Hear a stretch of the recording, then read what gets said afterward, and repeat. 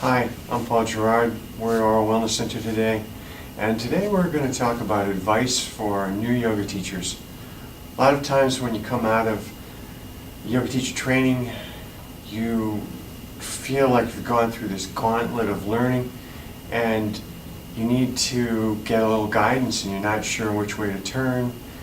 The training's over, and so here we go. You want to keep the focus on your students, not on you, when you teach classes. So that's one of the first things. And that's assuming that you've found a teaching position. One of the things I always say too about finding a teaching position, you want to find a teaching position easily. Find a teaching position at a place where people gather in a group. It doesn't have to be about yoga. It could be, for example, someone runs a Tupperware party or a Mary Kay get-together or anything. And what happens is the next thing you know, you have a yoga class. Because there are some types of groups that get together and then before you know it, you could have a yoga class. Another thing too is that any place where people meet, any school, any community center for all ages, any place where sports teams of all kinds meet, condo complexes, the sky's the limit, really. It's amazing how many places there are that don't have yoga classes that would be glad to have yoga classes. Getting back to yourself and keeping the focus on the students, you want to also be yourself.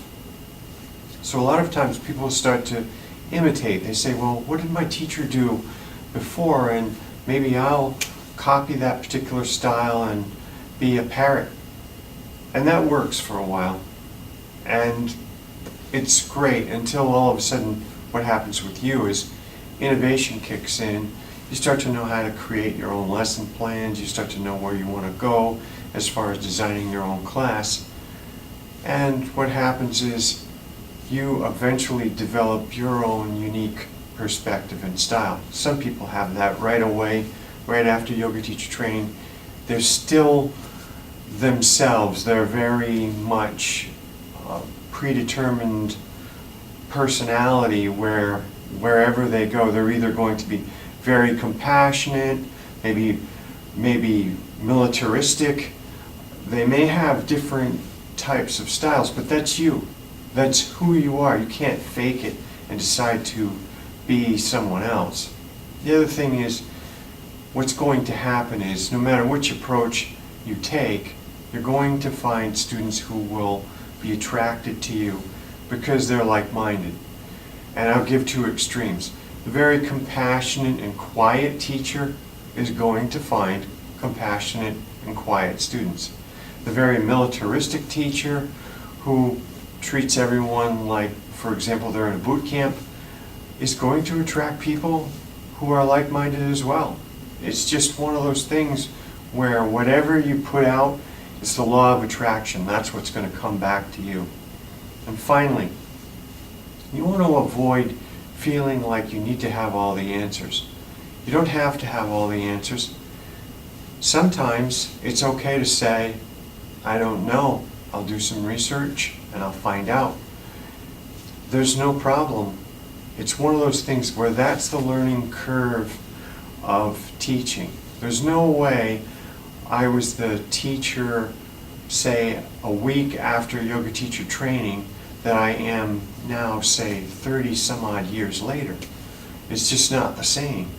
So the whole thing is you've got to give yourself a break and realize that you do not have to have all the answers. If you want to have all the answers quickly, go to the internet. Granted, you'll find some conflicting answers. That's why a lot of times I mention about website credibility. You should find out how credible a website is ahead of time. But for example, if you went to Yoga Journal or Yoga International, I think you're going to be in good hands right there. There are a number of great resources, but I think one of the things to do is to put your question through and see what the answers are that come out. And easily between that and also if you have a mentor on the ground, everything will be fine and you'll eventually get comfortable. And someday what will happen is when people ask you a question, you'll know it right off the top of your head. It's not a problem. With that, I want to wish you farewell.